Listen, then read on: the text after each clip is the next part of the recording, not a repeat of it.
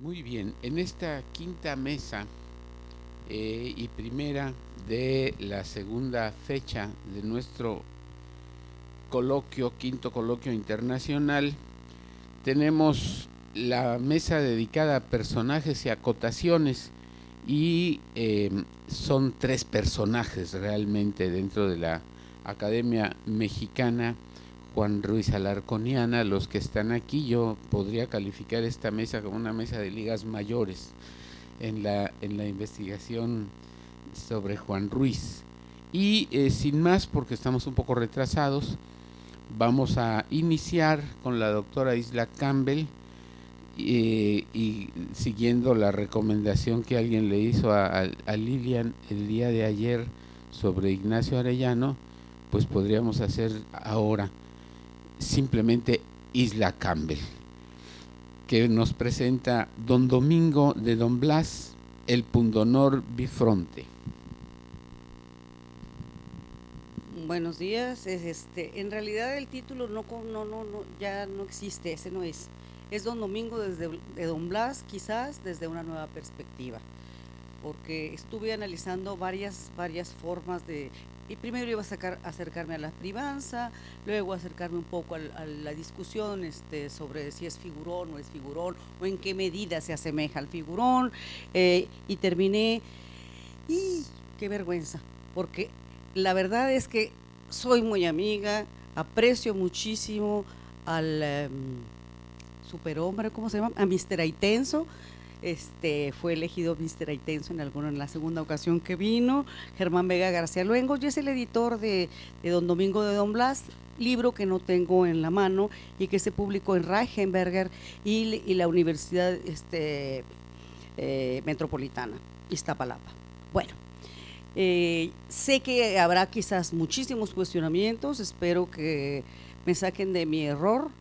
Si me sobrepaso en alguna medida en mis reparos respecto a las observaciones de Germán, y me voy apasionando un poco por nuestro novo hispano. De nuevo nos encontramos frente a una comedia de privanza, subgénero muy desarrollado en las obras publicadas por Alarcón en las dos partes.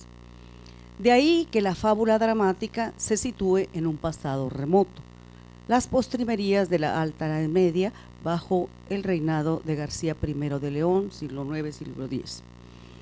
La fuente del dramaturgo, como en otros casos, es la historia de España de Juan de Mariana. Frente a los argumentos de los pensadores del siglo XVII a favor de la privanza, don Domingo se distancia en dos aspectos.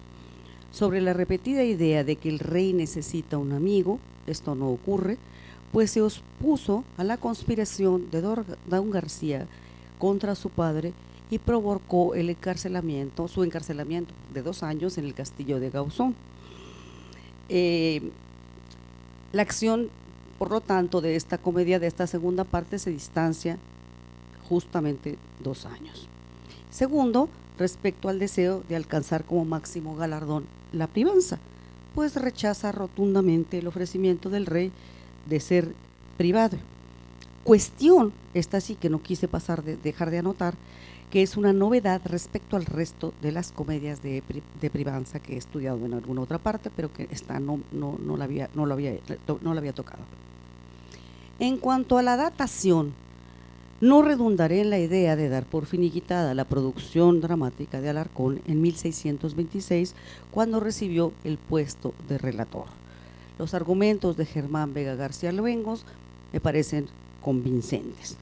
Respecto a la composición tardía, después de 1634. De la segunda parte de No hay mal que por bien no venga, llamada El acomodado Don Domingo de Don Blas. Sin embargo, no me persuade la valoración de su obra.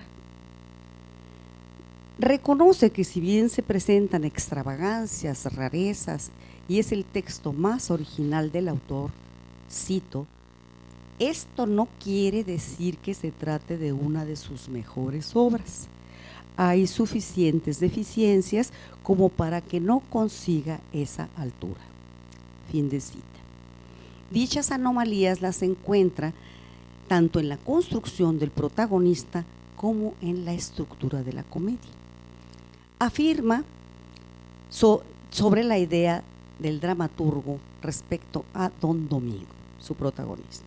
Dice Germán: la sensación es que el deseo de explotar al máximo sus principales características le deslumbró y no le dejó medir correctamente las risas y las veras, las cualidades y defectos de la primera entrega. El personaje puede llegar a dislocarse y los contrastes derivan en contradicciones. Fin de cita. En cuanto a la estructura, dado que para él la acción principal se plantea ya iniciado el acto tercero, sostiene que hasta este se ha abusado de las distinciones discursivas del personaje, hecho que considera una de las anomalías de la comedia. Como en esta segunda parte se promete una tercera, al final, cuando cierra Don Domingo, considera que el sentido de del acomodado depende excesivamente, cito, de la tercera, pues Alarcón ha demorado más de la cuenta el conflicto y en su precipitado final ha dejado demasiadas cosas suspendidas. La verdad es que con los factores en juego a su término, hay motivos para temer si no seguirá escarmentado, se refiere a Don Domingo, desactivado de su idiosincrasia, en fin, desacomodado para siempre. Es decir, no existe ya el personaje de Don Domingo como lo conocemos, de acuerdo con Germán. Lo duda por lo menos. Dado que en la obra se presenta una inflación de palabras en detrimento de la acción, le parece un gran monólogo intermitente del protagonista.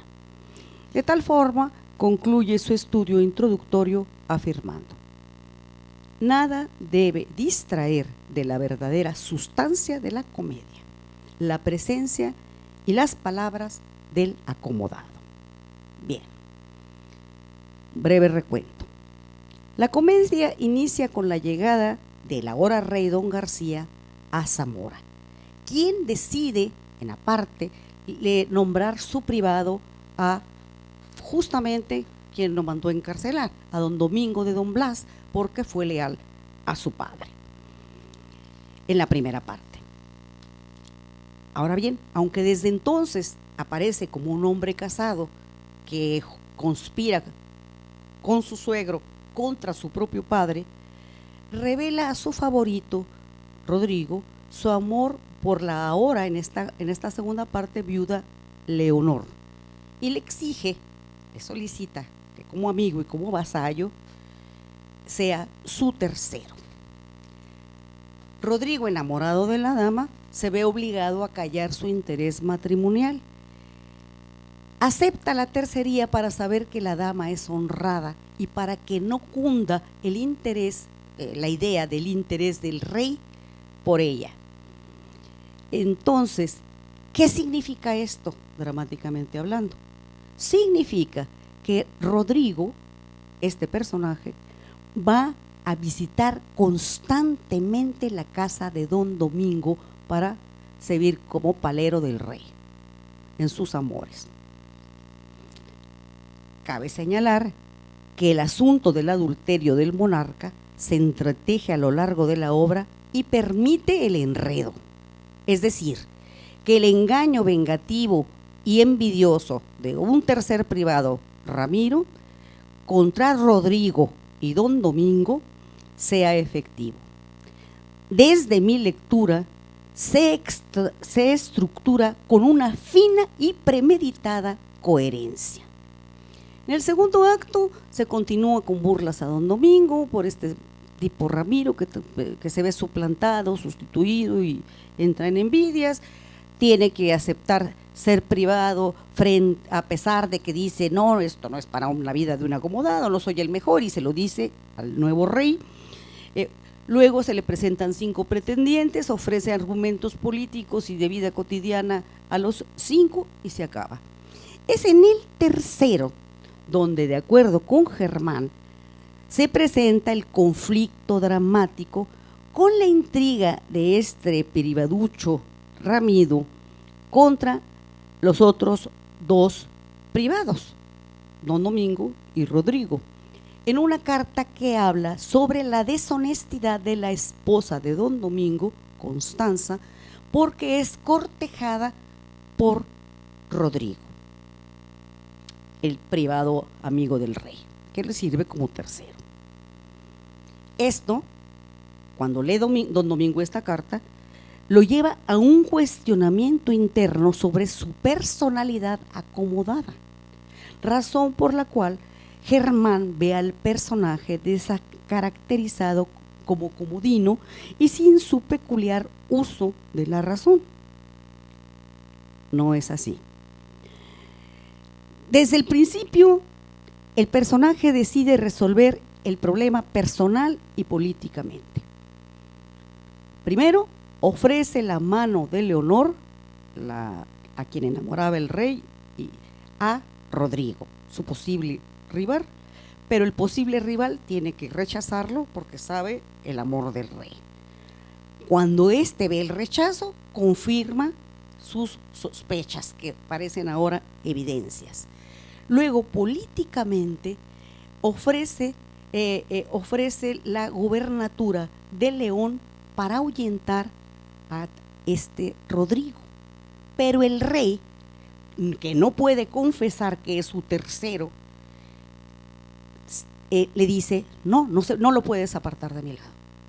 Entonces, nueva sospecha de don Domingo, mi mujer me es infiel. Y el rey algo sabe, porque el rey, dado que no le puede decir la verdad, es que es mi tercero en amores, y don Domingo tiene que decirle, temo por mi honor. Curiosamente el rey, que sabe toda la intriga, dice, ya sé por qué, las visitas constantes de don Rodrigo. Le dice, no te preocupes, yo velaré por tu honor. Bueno, ahora bien, vamos a ver ese velaré por tu honor. El rey, en el tercer acto, justamente, después de toda la intriga contra la deshonra de don Domingo, es descubierto y tiene una cita en la alcoba con doña Leonor. Y es descubierto por el propio don Domingo y 2 de sus criados. En los gritos de Leonor, llega a la misma alcoba su esposa Constanza y luego entra don Domingo. Saca la espada, no sabe que es el rey evidentemente, y el monarca, entre la espada y la pared, se ve forzado a restablecer el orden, renunciando a la dama, otorgándosela a Rodrigo, su tercero. La falsa disculpa de su intromisión es que iba a arreglar el honor, a velar y dar satisfacción a don Domingo. Termina la comedia, don Domingo dice prometer una tercera parte. Vamos a ver ahora. En cuanto a la estructura de la comedia, me parece que Germán no observa que la primera intervención del personaje, amén de que aparece desnudo, abanicado por los criados y quejándose del calorón, es una respuesta a la que le dio a Beltrán al finalizar la primera parte. Recordemos que cuando el protagonista acepta casarse con Constanza, lo interpela el criado, al final, finalizando la primera parte. ¿Qué hacéis? Mirad que no se acomoda don Domingo quien se casa. Y éste le responde, quien alcanza el bien que adora, pues cumple ardientes deseos, comodidades negocia. Termina la comedia. Primera parte. De tal forma, esta segunda parte tiene como tema nuclear la demostración de las incomodidades que representa el matrimonio tanto en la vida cotidiana con lo que inicia, como en la seguridad del honor con lo que termina. De ahí que el protagonista, engañado sobre su afrenta, se pregunte, ya engañado después de haber leído la carta: válgame Dios, ¿qué he de hacer? Esto es casado, esto a tantos males me ha puesto por conseguir un placer. ¿Cuál de tan duros desvelos fuera de sufrir peor, el deseo del amor o en la posesión los celos? La estructura de la comedia es perfectamente circular. Inicia y termina con las penurias que entraña la vida conyugal. Considero que el objetivo dramático de Alarcón es mostrar cómo llega don Domingo al desengaño matrimonial que quedó pendiente en esta primera parte. Lo que Vega estima como núcleo de la acción, el honor marital, es solo una parte de un tema más amplio, el desencanto conyugal, tanto en la convivencia cotidiana como moral, con resonancia política en torno al honor. En el sentido de resonancia política, no olvido ese segundo acto. Basta recordar que en su función de privado es sumamente reveladora su actitud hacia sus allegados, en especial su esposa, conducta que del mismo modo veremos aplicar en el ámbito político. Es decir, ni se les ocurra pedirme un favor, a mí ni me volteen a ver. ¿Cómo que no vas a cambiar de comportamiento y de vestido? Yo sigo siendo el mismo y tú eres la misma con ese o sin ese vestido. Acuérdense de Séneca: si quieres conocer al hombre, véanlo y sus atavíos, véanlo desnudo. Y don Domingo, eso es lo que está haciendo. Yo no digo que sea estoico, pero bueno. Entonces, dentro de su vida personal y social, el personaje es coherente al ejercer un puesto junto al rey. De tal forma, el hecho de que el conflicto sobre el honor se presente en el tercer acto, dado que no es el eje dramático, lejos de atentar contra la estructura de la obra, la dota de un elemento sorpresivo, pero siempre dentro del mismo núcleo temático, el desengaño marital. En lo que se refiere a la caracterización del protagonista, ya vimos algo sobre la estructura. Híjole, si estuviera aquí Germán me haría pedazos. Y luego nos besaríamos y nos abrazaríamos. En lo que se refiere a la caracterización del protagonista, es innegable que su humor envuelve en verdades valiosas. Dice la verdad entre burlas, como lo declara el propio rey, y se lo dice: la más extraña opinión vuestra, si bien se repara, de burlas tiene la cara, de veras el corazón. Que nadie con apariencias de donaires y de sales vistió enseñanzas morales y políticas sentencias mejor que vos, ni mejor dio por caminos extraños a la vida desengaños y ejemplares al valor. Lo que justifica sus palabras anteriores de comparación justamente con Séneca, Catón y Marcial. Lo que no significa que los chistes fáciles que ve Germán perjudiquen la constitución del personaje. Por ejemplo, Germán señala que la actitud hacia sus criados y esposa, cito, contradicen su natural galante y le rebajan a protagonista de entremés o comedia burlesca. Al principio lee uno esto y dice, bueno, puede ser, pero veamos cuáles son sus ejemplos. 2 versos en aparte de don Domingo hacia la esposa. Y le parece que su disgusto hacia los hijos, que es algo absolutamente realista, ayer y hoy y mañana, es extremo. Observo que si bien el editor reconoce en un momento la desfachatez de don Domingo con las damas, en la primera parte, recordemos que se declara a Leonor la primera vez que la ve, no se sienta por no estar cansado, a ella le parece un irreverente y un grosero absoluto. Y luego ve a Constanza y le parece muy bella, y Constanza, ¿qué piensa? Por comodino también me quiere pretender a mí. Bueno, ¿no nos acordamos acaso de cuando se cambia y renta la casa a don Juan, que no quiere los chillidos de los niños, de los criados cerca? Porque ahora nos sorprende que diga que el preñado de la esposa, todavía el niño no ha nacido y ya le está pidiendo ir a bailes, si viene con una serie de chillidos y molestias, y si va a venir con tal antojo, mejor que no venga. Antojo de ir a bailes. Bueno,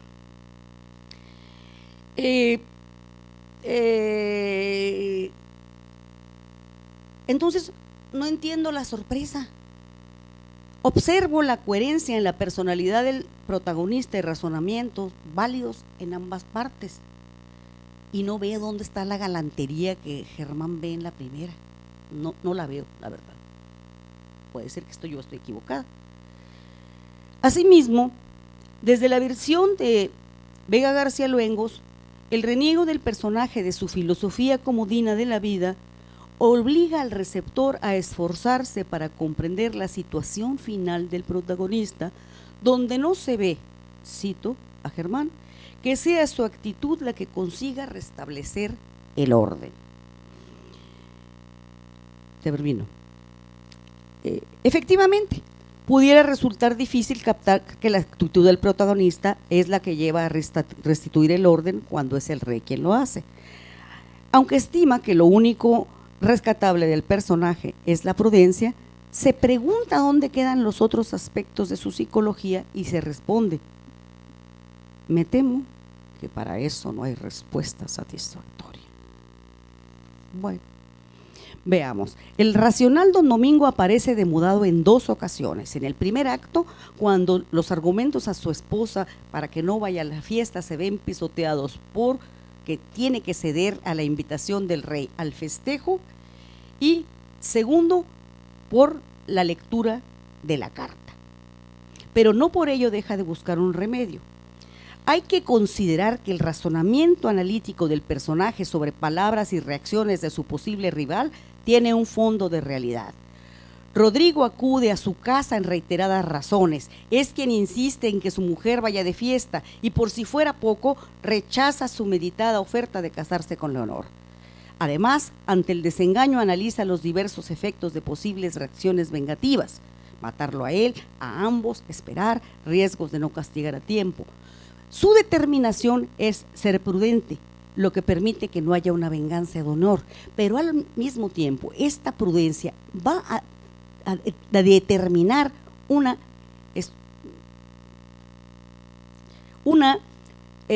coherencia dramática importantísima. Esta prudencia va a permitir y a ceder el lugar al rey. El rey es el que al final restablecerá el orden. Y no es que don Domingo quede aplazado como en la primera parte, que se da más amplitud a la acción al segundo galán, sino que don Domingo está presente en la escena, se atreve a afrontar a los caballeros, posibilita que el rey rectifique. Nada ajeno al Alarcón si consideramos los pechos privilegiados, ganar amigos o los favores del mundo. Estoy cortando ya y eso me pone nerviosa. Entonces, este rey que rectifica es descrito como por Germán Vega, cito, intachable en sus reflexiones y acciones políticas. Podemos pensar que puede ser aceptable en un principio, pero queda la duda sobre su determinante oposición a enviar a su fiel tercero en amores como gobernante de León, lo cual también es una decisión política, pues ahora está mezclada con su desbordada pasión por Leonor. Entonces, el rey ha roto el orden social, ha roto ha tratado de violar el honor de don Domingo de Don Blas, de la viuda Leonor, de su propia esposa. Entonces este rey políticamente sensato Pues no lo veo tanto, lo veo como un rey que finalmente tiene una salida que le permite la prudencia de don Domingo, cuando está, pero entre la espada y la pared, que si bien en la primera parte se mostró apasionado por el poder, ahora se muestra apasionado por una mujer. De tal forma, habría que matizar esta concepción extrema. ¿Podemos, al haber cesado la comodidad por el pundonor marital, considerar que el personaje modifica su personalidad y decae? Los valores del protagonista no admitían que, tratándose de su honor, dejara ir sola a su mujer al tumulto festivo y menos que viviera en la comodidad, viendo manchada su reputación. Veamos nada más un último ejemplo y termino, me queda esto. Un atinado empleo de la retórica con la paronomasia y el poliptoto. Veamos la respuesta que da Constanza, que le pregunta: pues no decís, señor, que en tocando al pundonor cesa la comodidad. Y don Domingo le dice: sí, y no lo puedo negar, pero por decir que cesa, no digo que no me pesa, porque cesa a mi pesar. Entonces, criticado, objeto de murmuración por sus ideas contra usos y costumbres, no lo será por cobardía o adulterio consentido. Y en ello, como en sus acciones políticas de defensa al rey contra la traición y el ejercicio de la privanza, su papel comodino se suspende, lo cual es parte esencial de la construcción del personaje. De ninguna manera considero que Alarcón, cito, juega con don Domingo más allá de sus posibilidades. Siempre lo hace dentro de una concepción bien meditada. Una vez compartida, salto, la idea de la extrañeza del teatro alarconiano, no me parece acertado el juicio negativo sobre las bases estructurales distintas, todo lo contrario, las considero innovadoras y geniales. En conclusión, estimo que es forzoso releer y analizar las dos partes antes de emitir juicios que de mi perspectiva son erróneos, sobre todo en la primera edición crítica de don Domingo, única que circula a medias, y hay muchos puntos que me quedaron sueltos, como la función del rey, pero baste este pequeño entremés.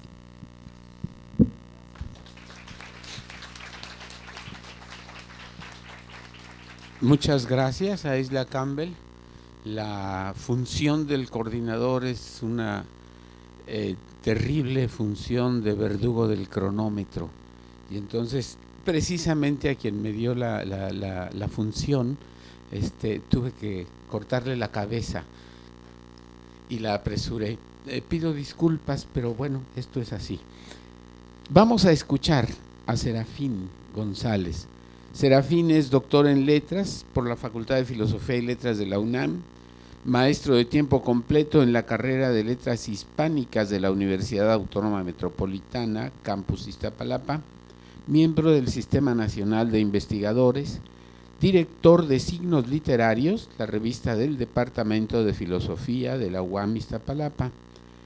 Tiene publicaciones de libros y artículos varios sobre teatro español del Siglo de Oro. Y anoche fuimos testigos, partícipes y después bendecidos por un tinto de su edición de Todo es Ventura en la colección Obras Dramáticas Completas de Juan Ruiz de Alarcón. Con ustedes, Serafín González, con Las vicisitudes de Arseno en el desdichado en fingir de Juan Ruiz de Alarcón. Muchas gracias. Bueno, inicio la lectura. El desdichado en fingir es una de las comedias de Ruiz de Alarcón, pertenecientes a la primera época, según Castro Leal, quien la considera escrita entre 1601 y 1603. Lola Josa, en cambio, propone la fecha posterior de 1613 y ve en ella, junto con Todo es Ventura y Mudarse por Mejorarse, uno de los antecedentes de la posterior comedia de caracteres alarconiana. En general, los primeros estudiosos la consideraron como una obra de escaso interés, debido, según ellos, a una falta evidente de pericia dramática. En cierta forma, la opinión de Antonio Castro Leal representa con justeza la valoración general sobre la comedia. Dice el crítico: el argumento está bien dispuesto, aunque recargado de incidentes que lo vuelven confuso, Cada una de las historias de Percio, Arseno y Ernesto podrían dar tema para una obra. Termina cita. La reflexión crítica más reciente se ha encargado de acercarse nuevamente al texto para señalar asuntos más específicos que ayudan a una valoración más precisa de la comedia. Lola Josa, por ejemplo, ha realizado un detenido análisis del protagonista, ubicándolo en una línea de desarrollo que lo relaciona con los de otras comedias alarconianas. Lirian Bordelbarde, por su parte, documenta la influencia fundamental de la corriente ovidiana en la actuación de varios personajes. Además, en un artículo posterior, analiza con detalle la peculiar convergencia entre trama, personaje y elocución, comprobando la cuidadosa forma de proceder del dramaturgo. Me propongo en esta comunicación retomar la fundamental línea de reflexión sobre el protagonista. Para ello creo necesario revisar las características de la trama de la comedia y repasar a partir de esto las relaciones complejas existentes entre los personajes. La perífrasis del título anuncia claramente la característica que tipifica al personaje principal de la comedia, la mala suerte. Entre las diversas acepciones de la palabra desdichado, consignadas en el diccionario de autoridades, la que prevalece para marcar el comportamiento del protagonista es la de ser un hombre desafortunado. Mientras con mayor empeño lucha contra la fortuna, parecen multiplicarse los rigores de la misma. Lola Josa habla del laberinto que fortuna ingenia para probar al hombre. La comedia consta de una trama principal y dos subtramas. La primera desarrolla la rivalidad amorosa entre Percio y Arseno en torno de Ardenia, es la trama del amor.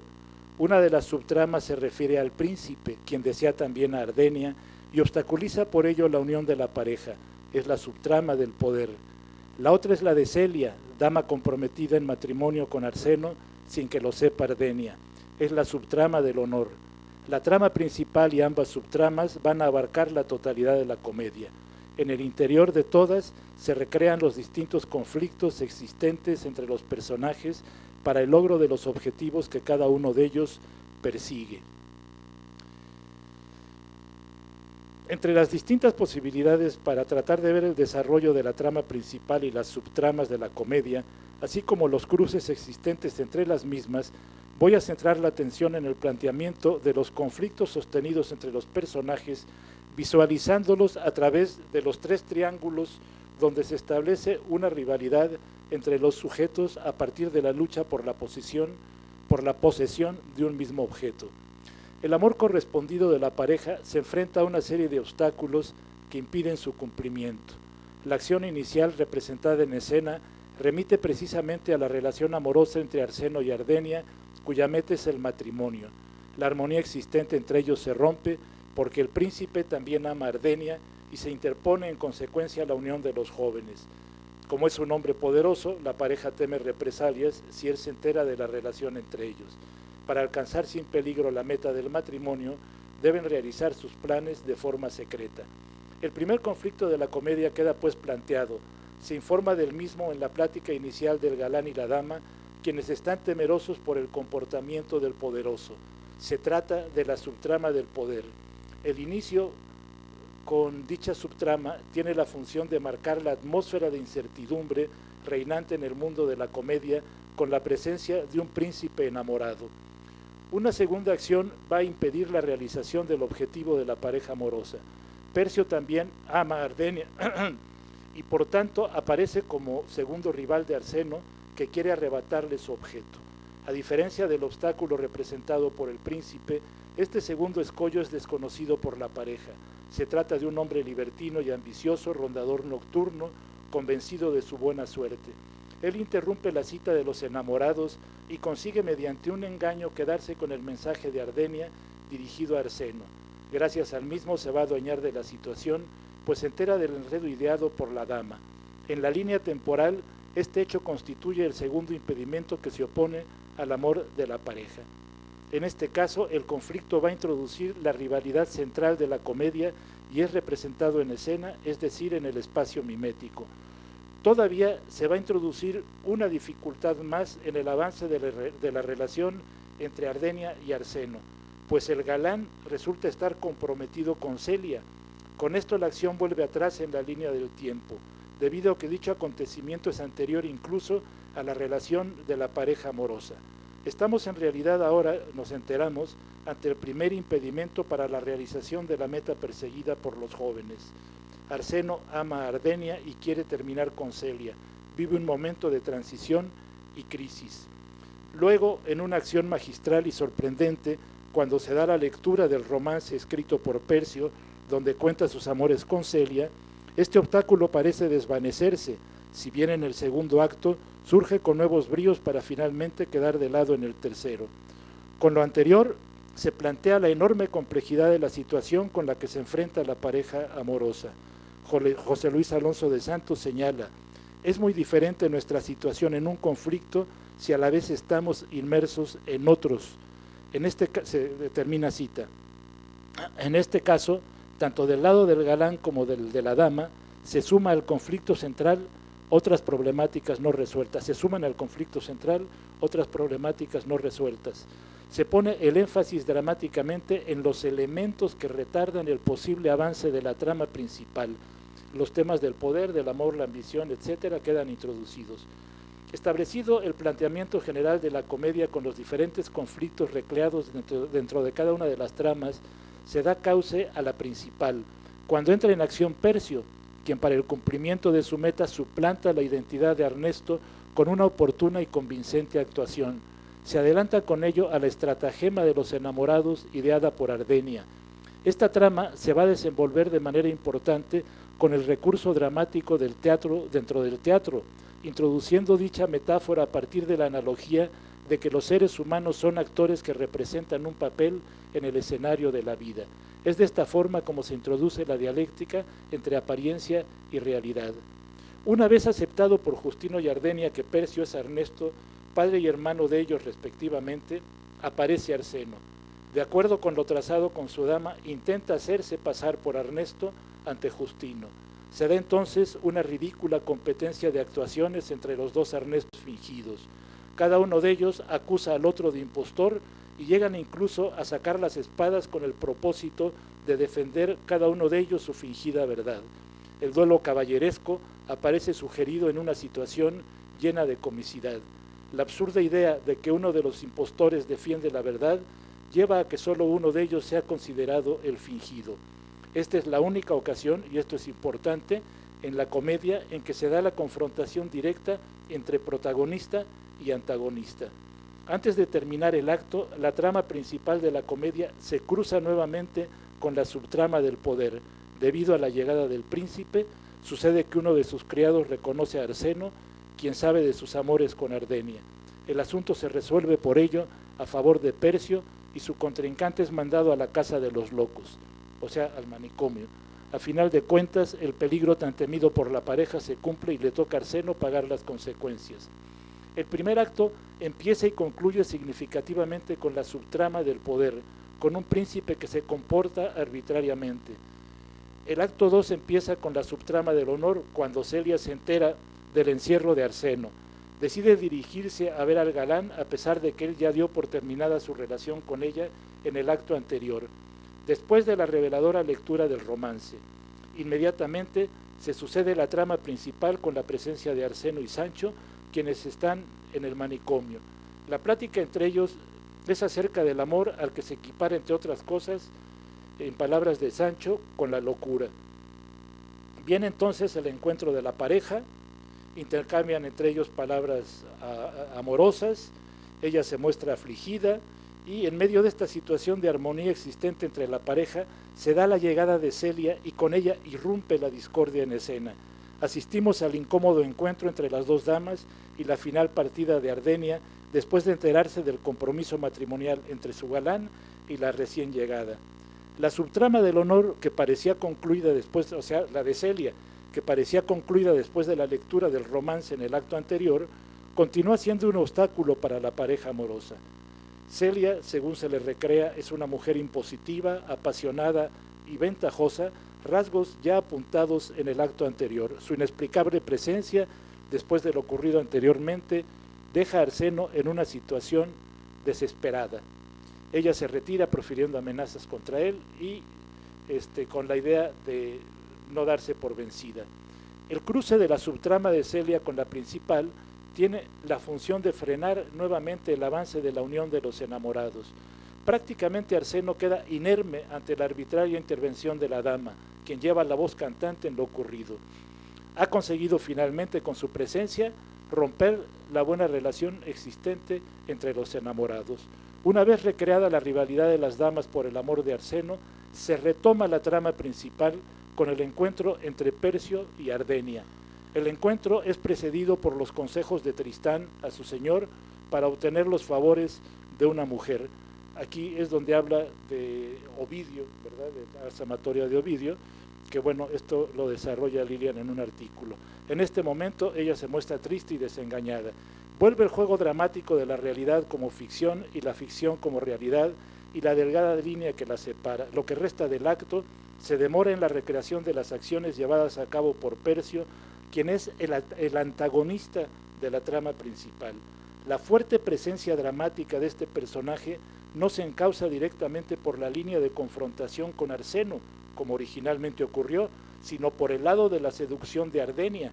En una situación sorprendente y divertida, densamente erótica, el comportamiento del galán fluctúa cómicamente entre los roles de hermano y amante de la dama, sin saber si acogerse a la verdad de sus sentimientos o a la mentira de su actuación. El fingido Ernesto decide hacer pasar como ficticio el amor realmente sentido por Ardenia. Le pide a ella comportarse como si fuera la mujer que la ama, toma la respuesta negativa de la dama como si ella iniciara esa actuación que él le ha solicitado. La analogía entre el teatro y la vida se establece una vez más, poniendo especial atención en el actor, quien con su corporalidad instaura la ficción. La palabra, el gesto, el movimiento crean la magia, la ilusión de la verdad de lo representado. Resulta espectacular el desarrollo en escena de la fuerza de un comediante capaz de ubicarse entre ficción y realidad, verdad y mentira, apariencia y realidad, con la sola expresión de sus movimientos, gestos y palabras. Este acto concluye con la conversación de Percio y Justino y el triunfo de aquel de negociar el casamiento con la dama. Empieza a llamar la atención en este acto el papel notoriamente marginal de Arseno en la acción de la comedia. Cuando inicia, según hemos visto, se da el cruce de la trama principal con la subtrama de Celia, y ello deriva fundamentalmente en el espectacular contraste en escena entre las damas por el amor de Arseno. Después, la figura de Percio ocupa el centro cuando a través de la actuación intenta expresar sus sentimientos a Ardenia, cayendo en la cómica indecisión de mezclar ficción y realidad. El tercer acto, en su primera mitad, privilegia el desarrollo tanto de la subtrama del poder como de la del honor. Ambas se alternan y en ambas se introduce preponderantemente la figura de Percio. Se inicia con la disputa existente entre este y el príncipe, de la cual Arseno va a resultar la víctima, cuando de camino a ver a su amada, tratando de evitar el peligro, cae irónicamente en él. Se hace pasar por Ernesto y eso provoca la agresión de los criados del príncipe con intención de matarlo. En este caso, la suplantación, sin que él lo sepa, se da con el Ernesto fingido. La subtrama del honor va a consistir en la recreación del cambio producido en la voluntariosa Celia a partir del encuentro casual con Percio. Ella se dirige a hablar con Ardenia por el asunto de Arseno, pero ahora su acción cambia de dirección. Preocupada por la reparación de su honor, le exige al mentiroso galán que se case con ella sin conseguir de él una respuesta afirmativa. Esta subtrama se ha vinculado con la principal por la relación amorosa existente entre la dama y Arseno, pero esto sucede solo en los dos primeros actos. Ahora toma un nuevo rumbo y se conecta con Percio, el antagonista. La importancia y el peso dramático de este personaje continúa ocupando especialmente la atención en escena. Esta situación va a tener consecuencias definitivas para Percio, porque a partir de este momento, bueno, pues viene ya el desengaño de todos los personajes, y aquí, bueno, pues ya no continúo leyendo esto, pero a partir de este momento viene el desengaño de todos los personajes con respecto a su actuación, y empiezan a descubrir, ¿verdad? Es el momento del reconocimiento, y empiezan todos ellos a descubrir finalmente quién es Percio, ¿sí? En este momento, cuando la trama apunta ya al desenlace se complica y sobrecarga con la interpolación del episodio referente a la llegada del verdadero Ernesto. Entonces tenemos los dos Ernestos fingidos y ahora se siente el dramaturgo en la obligación de hacer que aparezca el Ernesto verdadero, ¿verdad? Entonces, en este momento, cuando la trama apunta al desenlace, se complica y sobrecarga con la interpolación del episodio referente a la llegada del verdadero Ernesto, acusado de dar muerte a un súbdito del cardenal Julio Coloma. La dinámica de las distintas tramas y el cruce de las mismas se vuelven confusas a partir de este momento. El dramaturgo ha considerado necesario introducir al verdadero Ernesto para oponerlo a los dos fingidos, con la idea de marcar lo falso de sus actuaciones ante la realidad del recién aparecido, etc.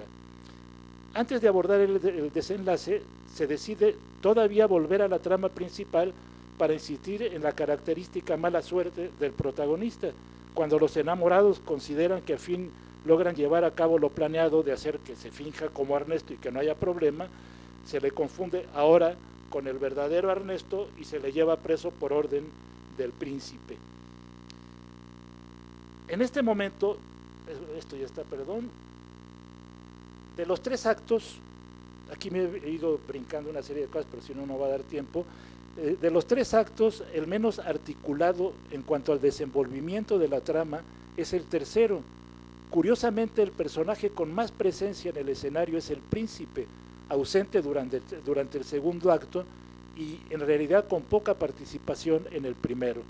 Tanto él como Celia, Ardenia y Percio intervienen más en la acción que Arseno, el protagonista, quien en la comedia va de más a menos.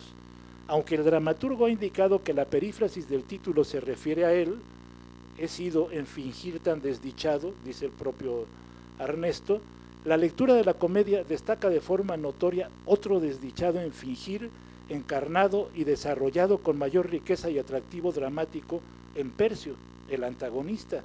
Después de intentar empeñosamente obtener los favores de Ardenia, termina sin conseguir nada. En alguien que como él se considera un hombre mimado por la suerte, tener que corregir el rumbo de sus acciones ofrece dramáticamente un magnífico golpe de efecto. Ocurre que en el fondo, como observa Lola Josa, tiene que cumplir con su obligación y restaurar el honor de Celia, en el necesario equilibrio recomendable entre las figuras del protagonista y el antagonista, creando entre ambos una tensión creadora de expectativas en la comedia. La balanza se ha inclinado en este caso del lado de uno de ellos solamente.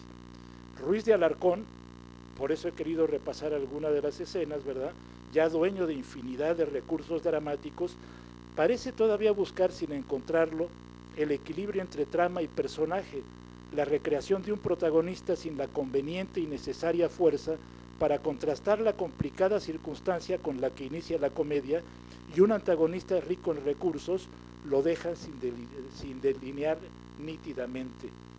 Los jóvenes se aman y obstáculos de mucho peso dificultan su relación, pero no logran romperla. La joven pareja se mueve en una circunstancia desfavorable. Los elementos obstructores de la acción ocupan un espacio más extenso en el desarrollo de la trama que aquellos que la impulsan y proyectan hacia adelante.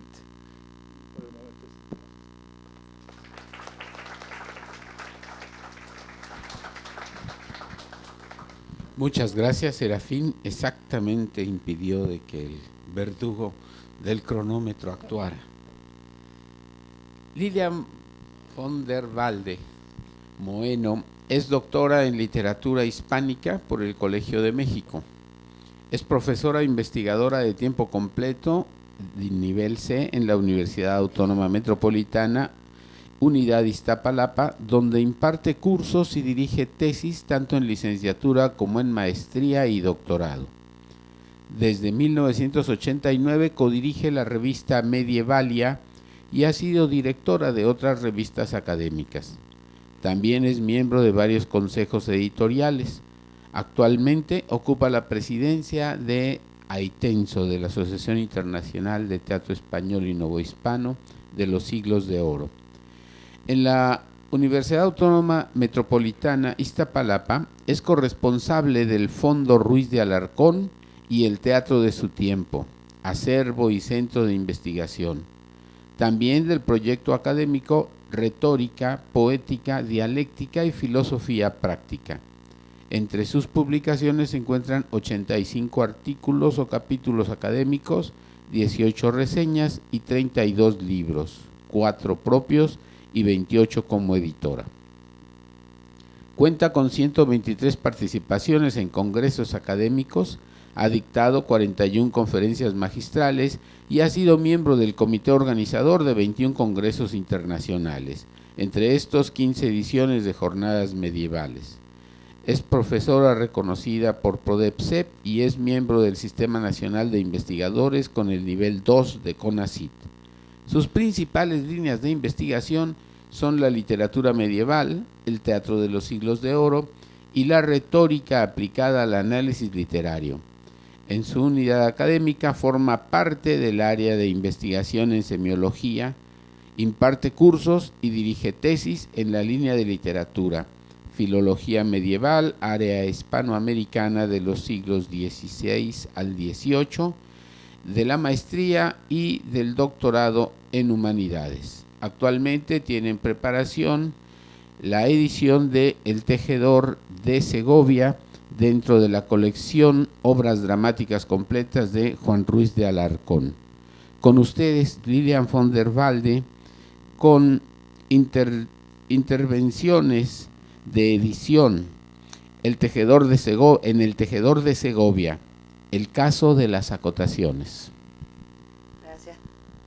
Como todos sabemos, el propio Juan Ruiz de Alarcón dio a impresión sus comedias, una parte en la que eligió, quizá por sus propias exigencias artísticas, solo 8 comedias, que fue aprobada por el maestro Espinel en 1622 y que salió publicada 6 años después, en 1628, sin que se haya aventurado otra explicación del porqué de la tardanza que posibles problemas económicos.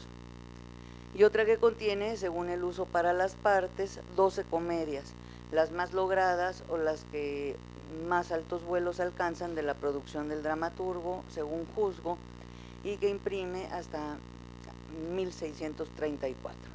Las obras que conforman ambas partes se hallan, salvo excepciones, muy bien construidas. Evidencian, pues, lo que varios críticos han notado, que pasaron por un proceso de revisión y de modificación, esto es, de perfeccionamiento. Dice Willard F. King, cito: ningún otro dramaturgo se tomó tanto trabajo en corregir y pulir el texto impreso de sus obras. Estas son prácticamente lo único que nos dejó de sí mismo, y él sabía en el fondo que su fama futura dependía del juicio de generaciones de discretos lectores.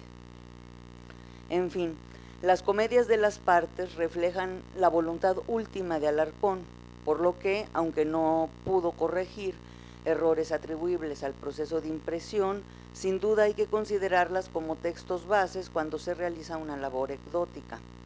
Pienso que un editor debe limitarse a intentar restituir los textos a los estados en que, con fundamento filológico, se cree que el dramaturgo los entregó a la imprenta de Cormellas en manuscrito.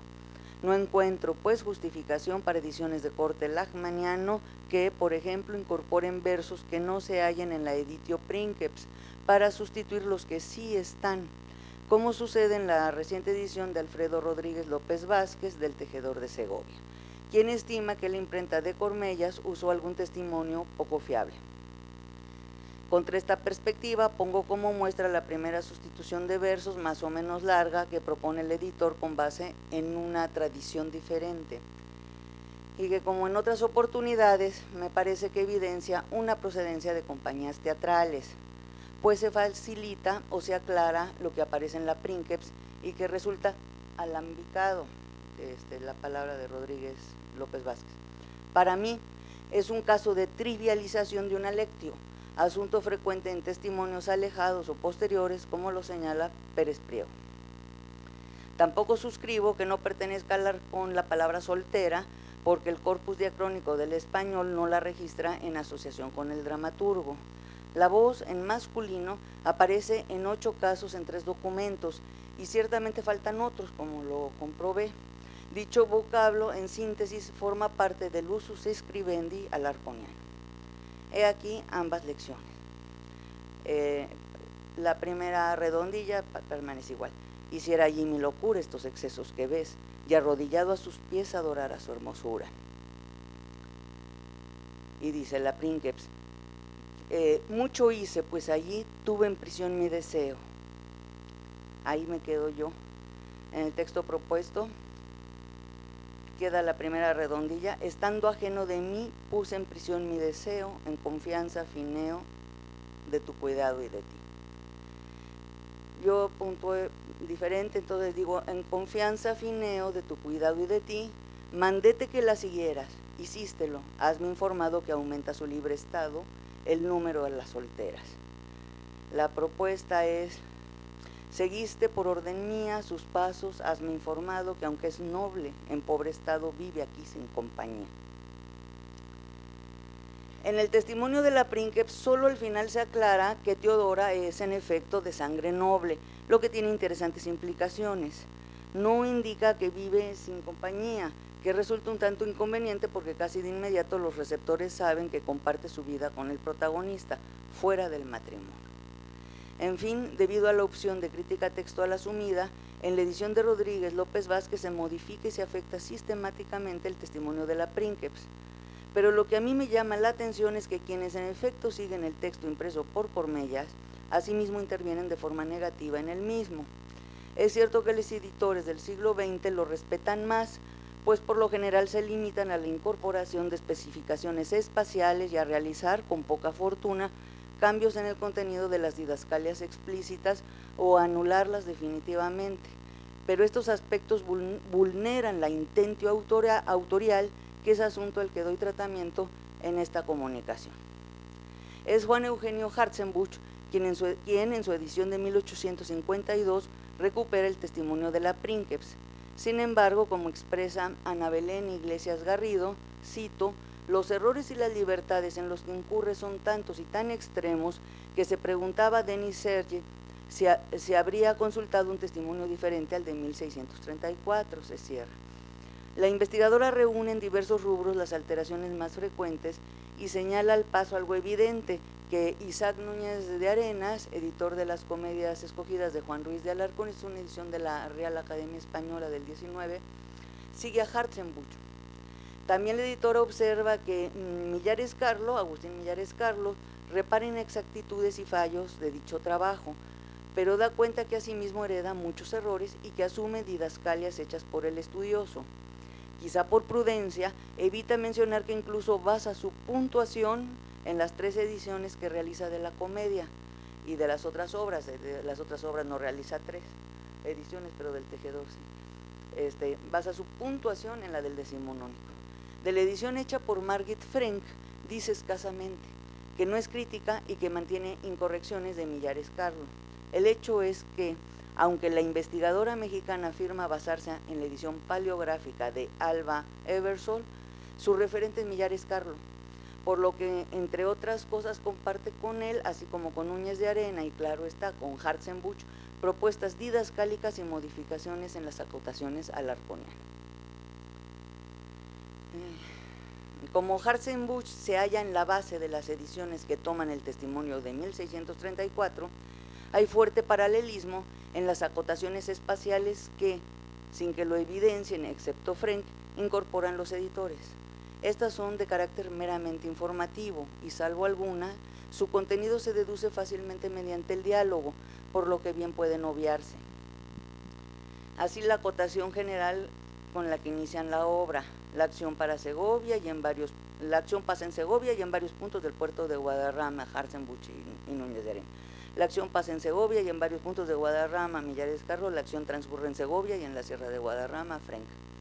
Pero en fin, otros eran los usos editoriales, como la arbitraria división en escenas que desde luego da lugar a didascalia de editor, si acaso no puede aprovecharse alguna del autor.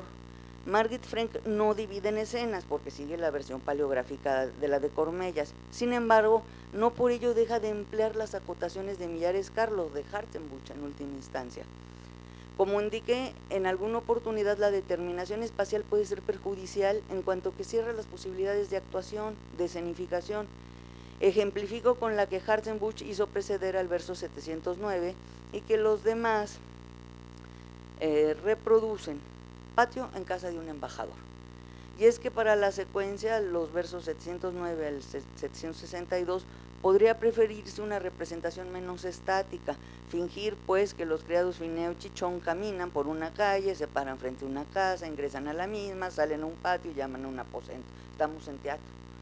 Considero mucho más grave las intervenciones de los editores en las didascalias explícitas del dramaturgo, pues afectan el plan autorial y dejan a los investigadores sin algunos elementos importantes para conocer el manejo alarconiano dramático y propiamente de puesta en escena, propiamente teatral.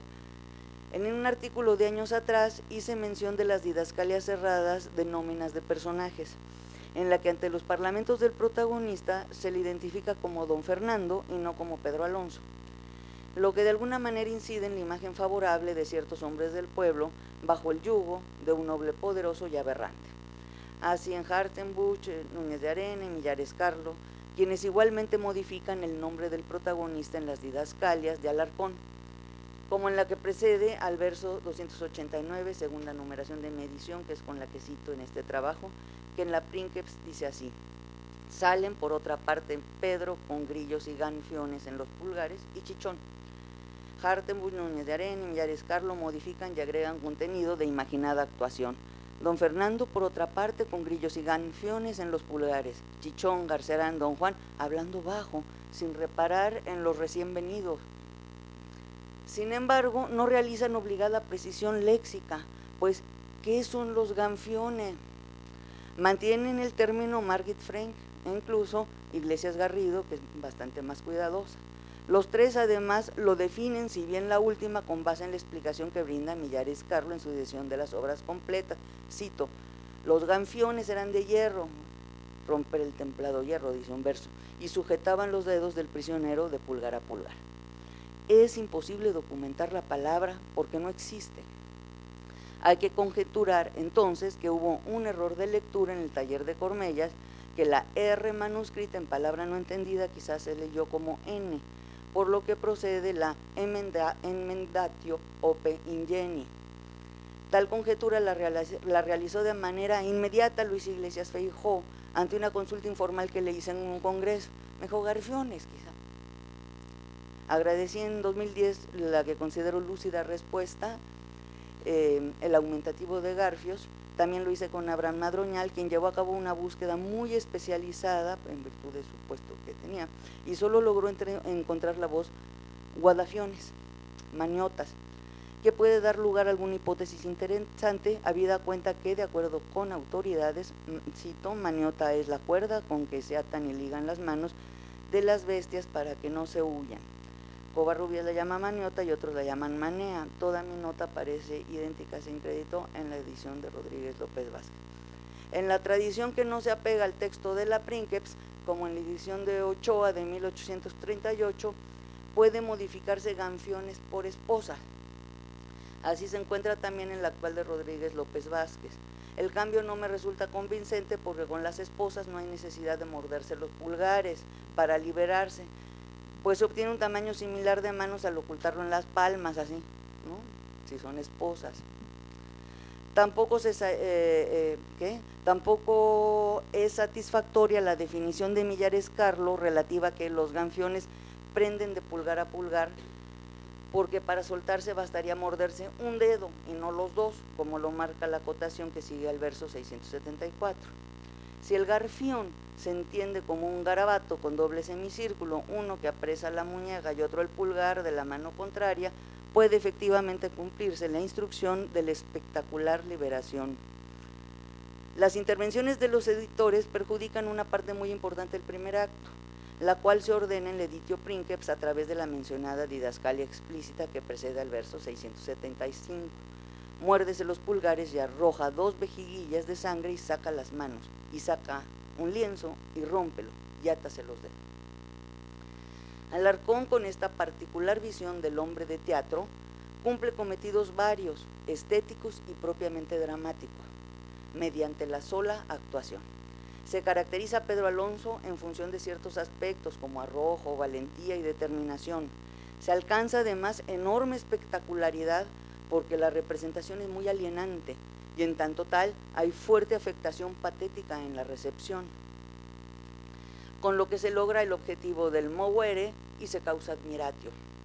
Esta actio implica la culminación de la tensión precedente, a la vez que posibilita el avance de la acción, ya se van a liberar. Ni qué decir de la información que transmite a los legos en estas materias, o lo que confirma el investigador, que es común en las representaciones de teatro barroco que la sangre se halla, como señala Ruano de la Asa, cito, en vejigas ocultas en el cuerpo o entre los pliegues de la ropa del actor. Ahora bien, mucho de lo indicado se quebranta si por voluntad ajena se modifica la acotación por juzgarla, por ejemplo, tremendista de López Vázquez, sin considerar que esto es característico del teatro áureo y concretamente de la dramaturgia alarconiana, como es posible apreciar en diversos pasajes de sus obras, como los del asesinato de algún progenitor. En el Anticristo es muy fuerte, cuando mata a su madre, o en la crueldad por el honor. De los editores de los siglos XIX al XXI son Hartzenbusch, Núñez de Arena, Millares Carlos y Rodríguez López Vázquez, entre otros, quienes prefieren incorporar una didascalia en la que el aprisionamiento se realiza con esposas, que obvia la referencia a los pulgares y que obliga a la intervención de más actores. Muérdese los dedos y arroja a las esposas y átanle unos paños. Átanle otros.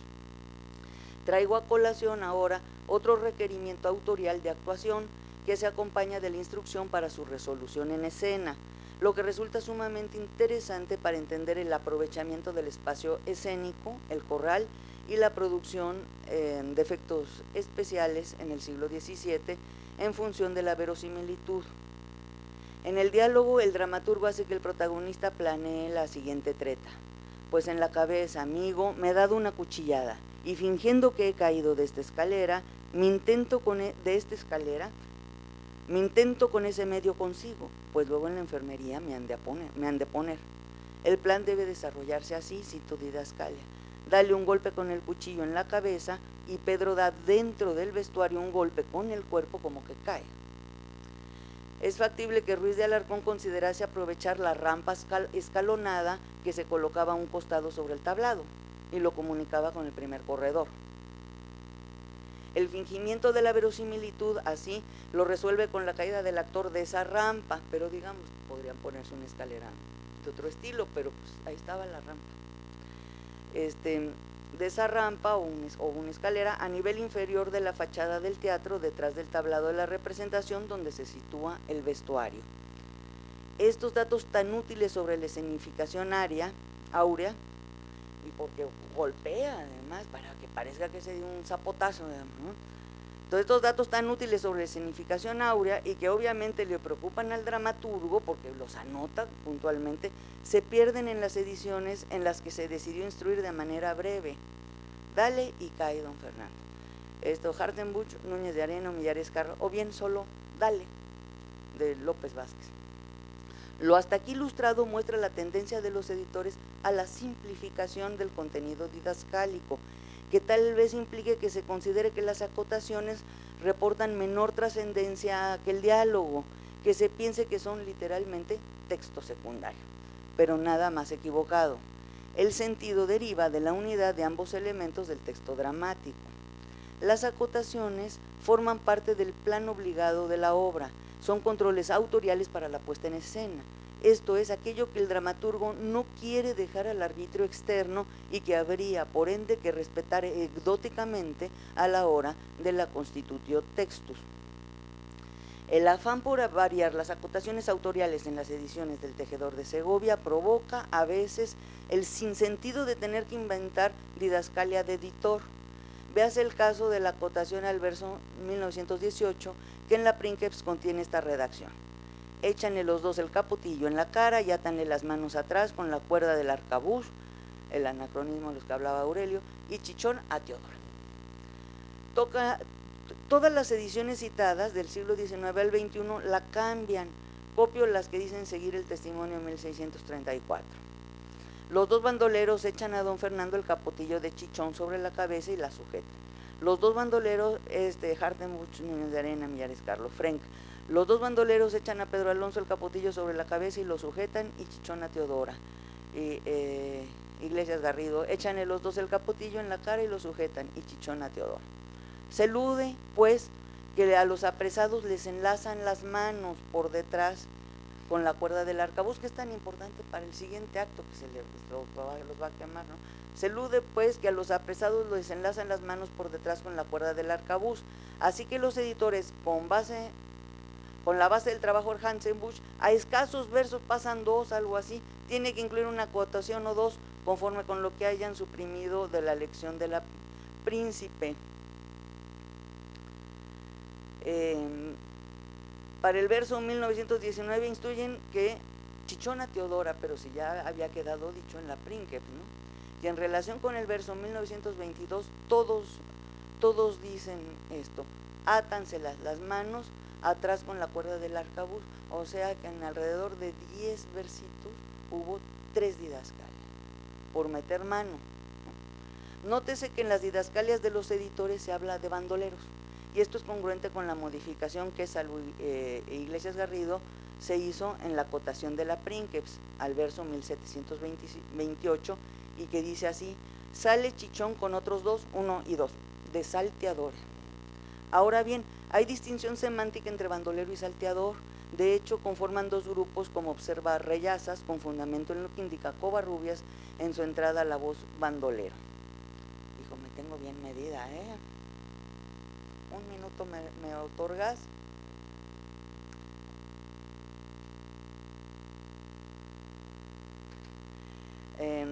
Dice Covarrubias, en que se ha salido a la montaña, ¿quién es bandolero? El que se ha salido a la montaña llevando en su compañía algunos de su bando. Estos suelen desamparar sus casas y lugares por vengarse de sus enemigos, los cuales, siendo nobles, y sobre todo en la zona Cataluña había muchísimos de estos, no matan a nadie de los que topan, aunque para sustentarse les quitan parte de los que llevan. Otros bandoleros hay que son derechamente salteadores de caminos, y que estos no se contentan todas veces con quitar a los pasajeros lo que llevan, sino maltratarlos y matarlos. Contra los unos y los otros hay en los reinos de Castilla y de Aragón gran solicitud para prenderlos y castigarlos. Aunque con frecuencia se usan indistintamente ambos términos en literatura, es significativo que en el texto que el propio Juan Ruiz de Alarcón entregó a la imprenta se califique como salteadores a los dos personajes negativos creados del antagonista, y que la palabra bandoleros, al contrario, se utiliza exclusivamente en las secuencias en las que el protagonista y su gente defienden el reino del ataque moro. En síntesis, las modificaciones que los editores realizan a la acotación tuvieron resultados desafortunados en muchos sentidos.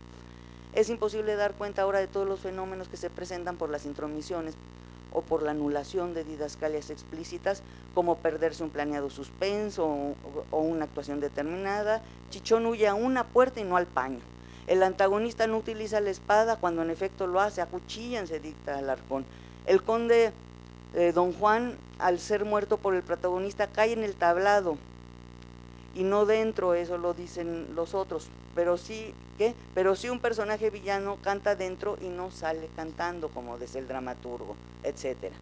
También cuando, por ejemplo, únicamente se marca sale en el conde Fineo de Campo, se ordena todo un decorado, y este es Millares Carlos. Vista exterior de la quinta de Pedro de los Cobos, cerca o verja con puerta en el fondo, a un lado un lienzo de la quinta con puerta y ventanas, el conde Fineo de Campo, dentro de la cerca o en verja. Ya es un parrafito.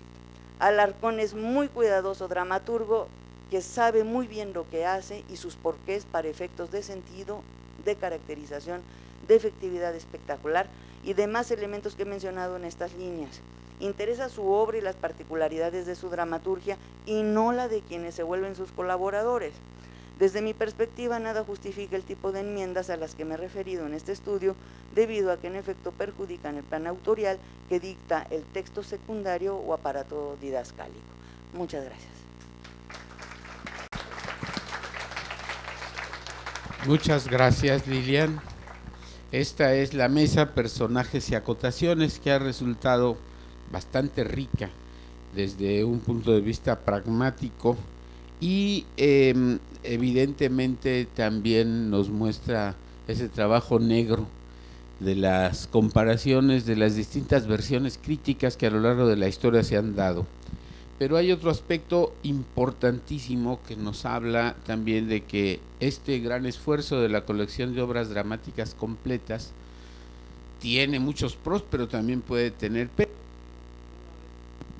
Y uno de esos peros es que no se pretende dar la última palabra. Esto será una visión de Juan Ruiz en este tiempo, pero aún dentro de los que vemos en este tiempo podemos visualizarlo desde el punto de vista distinto.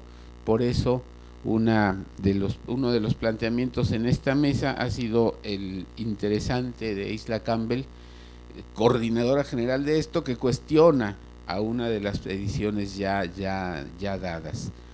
Nos queda mucho por hablar, pero nos comimos 15 minutos en la magistral y nos comimos otros 10 minutos tomando café.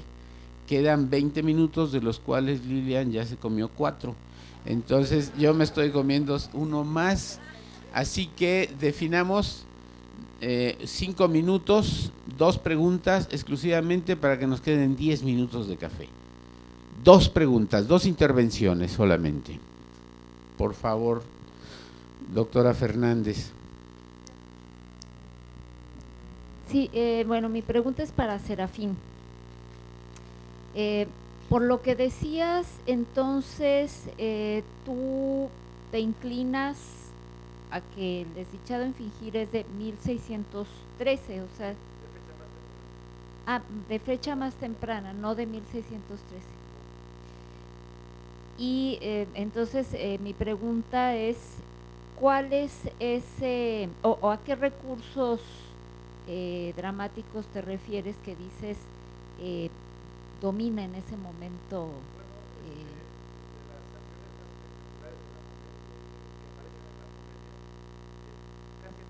Participa el antagonista, que es Percio, ¿sí? Aquí es que es una comedia por otra parte muy rica. Entonces hay una parte en la que se lee un romance, pero es un romance escrito por Percio, y lo leen entre Celia y Arseno, pero lo van interrumpiendo porque esto se lee entre reclamaciones, pleitos entre ellos, etcétera. Entonces es muy interesante porque ahí, como sea, de trasfondo está Percio. Luego Percio aparece como un buen actor junto a Arseno, que es un mal actor, porque además él sabe tomar la coyuntura, y el otro ya llega en desventaja. Y luego viene la escena de la seducción de ¿cómo se llama?, de Ardenia. Y vamos, todas estas escenas son escenas cómicas que vienen muy a colación, que están muy bien hechas dramáticamente. Donde yo encuentro el problema, o sea, vuelvo un poco a la cuestión esta aristotélica, donde dice que alguien puede ser buen creador de personajes, que puede manejar muy bien la elocución, pero lo que tiene que hacer bien para ser un gran dramaturgo es tener una muy buena trama, ¿no? Entonces aquí anda buscando, y me parece por eso muy interesante, cómo construir una buena trama. Creo que todavía, o sea, es muy interesante porque está, si uno lee, por ejemplo, el artículo, hago referencia, pero claro, ya no puedo leer las notas y todo, el artículo que dedica Lilian, donde se ve muy en detalle cómo trabaja cuidadosamente la elocución, cómo trata de ligarla con la trama, en fin, todo esto, pero sin embargo, junto a eso todavía falta clarificar más las cosas que no rompan el ritmo dramático con una buena trama. Y según me parece a mí, hay 2 puntos que no permiten que esto sea así. Primero, introducir ya a punto del desenlace, como comento aquí, la historia del verdadero Ernesto, pero además con detalle, y en todo esto pues ya se rompe el ritmo dramático totalmente, ¿no? Y luego, por otra parte, la importancia que va cobrando cada vez más Percio, que finalmente es el personaje que nos resulta pues dramáticamente más elaborado y por lo tanto más interesante. Y el pobrecito de Arseno, pues casi es ahí el que recibe las bofetadas. O sea, un poco quería, y me parece un buen esfuerzo de Lola Josa, mostrar que hay una actitud estoica detrás de él y que incluso es un antecedente de las comedias de caracteres. A mí no me parece eso, me parece que simplemente hay un antagonista muy fuerte y un protagonista pues muy marginal, y por eso me inclino a pensar que sería una comedia pues de fecha más temprana, ¿no? Sí. Que va a haber un recurso presente en el del doble, el del semejante a sí mismo, el de este juego que también está en Don García, ahí están, digo, de las cositas que se pueden sacar de Alarcón, ahí está. Digo, Sí. eso lo había notado el fallecido Pepe Amezcuas, ¿no? Y No que, en relación con esta obra, que con el Ernesto que nunca aparece. Ya por me supuesto que tenemos mucho más que hablar, pero vamos a tener que dejarlo para el café. Muchas gracias, Serafín González, por tu participación. Muchas gracias, Lilian. Felicidades por tu participación, Lilian. Muchas gracias, Isla Campbell. Tenemos 10 minutos, no, 8 minutos para café, y en 8 minutos estamos de vuelta para la siguiente mesa. Muchas gracias.